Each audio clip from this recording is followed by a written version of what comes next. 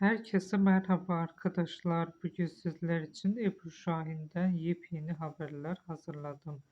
Ebru Şahin son yıllarda ekranlarda sadece bir oyuncu olarak değil, aynı zamanda kendine ait bir duruşun temsilcisi gibi varlık gösteriyor. Onun oyunculuğunda ilk bakışta fark edilen şey büyük jestler ya da abartılı duygular değil, daha çok sessiz bir yorgunluk ve içten gelen bir doğallık oluyor. Bu da izleyicinin karakterle arasında daha samimi bir bağ kurmasını, kaybolmayı tercih eden bir yaklaşım benimsiyor. Bu yüzden canlandırdığı her figür biraz gerçek hayattan kopup gelmiş gibi duruyor.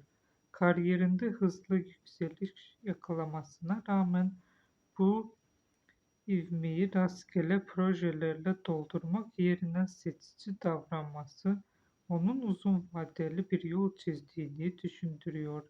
Zira popülerliğin geçici olduğu bir sektörde kalıcı olmanın yolu çoğu zaman doğru zamanda doğru adımı atmaktan geçer ve o da bu dengeyi korumaya çalışan bir isim gibi ilerliyor.